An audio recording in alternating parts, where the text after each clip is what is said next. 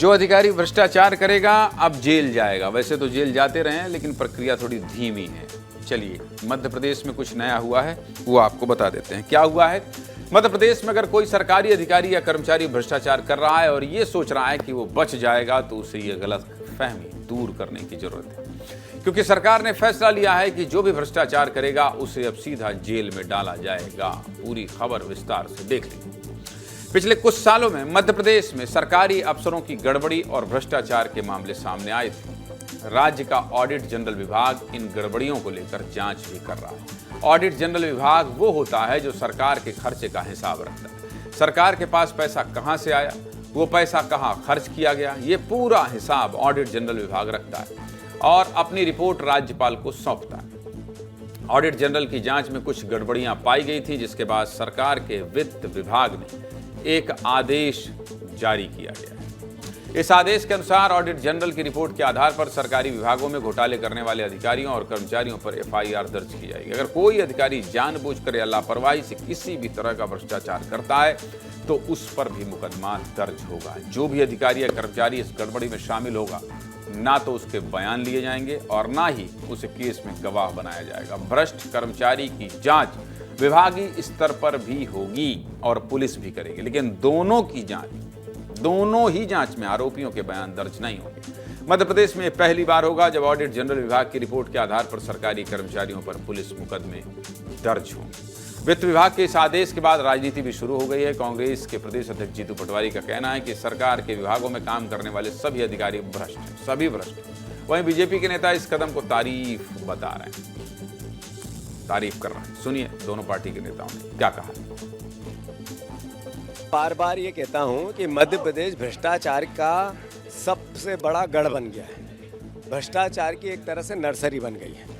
जितने अधिकारी हैं जिन पर लोक आयुक्त की जांच होनी थी, मोहन यादव और शिवराज सिंह दोनों ने उनको बचाने के लिए भरसक प्रयास किया है। जो केक की रिपोर्ट है उसके अनुसार जहाँ जहाँ भ्रष्टाचार हुआ और जो अधिकारी थे उन पर एफआईआर होनी चाहिए। ये सरकार बच रही है। कांग्रेस की सरकार बनेगी, सब भ्रष्टाचारियों को जेल भी भेजेगी और इन पर सब पे जांच भी करेगी। देखिए, भारतीय जनता पार्टी सरकार और डॉक्टर मोहन यादव जी का स्पष्ट मत है कि मध्य प्रदेश में भ्रष्टाचार के खिलाफ जीरो टॉलरेंस की नीति रहेगी। किसी भी तरह के भ्रष्टाचार को बर्दाश्त नहीं किया जाएगा। तो ऐसे में अगर कोई भी सरकार की नीतियों में अनियमितता करता है या फिर गरीब जनता के फंड के साथ किसी भी तरह की छेड़छाड़ होती है तो उसके ऊपर सख्त कार्रवाई की जाएगी। सीएजी की रिपोर्ट हो या अन्य भी संस्थानों की रिपोर्ट हो, सभी पर सरकार संवेदनशीलता के साथ कदम उठाती है और लगातार ये प्रक्रिया जारी रहेगी।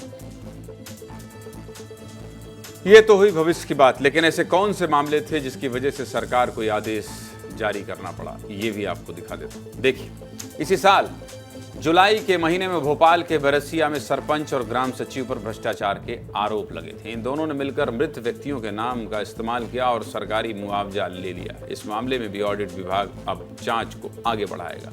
इसके अलावा किसान कल्याण कोष से किसानों के लिए जारी हुए 5 करोड़ रुपए से अधिकारियों ने लग्जरी गाड़ियां खरीद ली थी। बताइए, विधानसभा के मानसून सत्र में भी ये मुद्दा जमकर गूंजा था और अब इन भ्रष्ट अधिकारियों पर भी एक्शन होगा।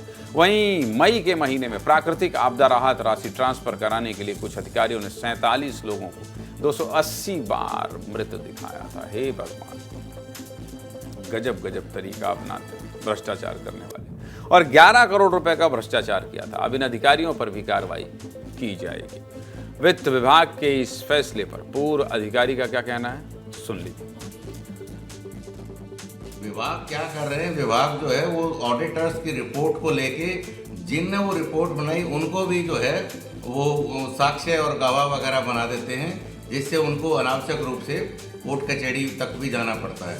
इस सर्कुलर के माध्यम से ये निर्देश दिए गए हैं कि उनको विटनेस ना बनाया जाए। अगर जो आपत्ति ऑडिट ने ली है वो आपत्ति अगर सही है तो विभागीय कार्रवाई प्रारंभ कर देनी चाहिए और जो लॉस हुआ है उसकी।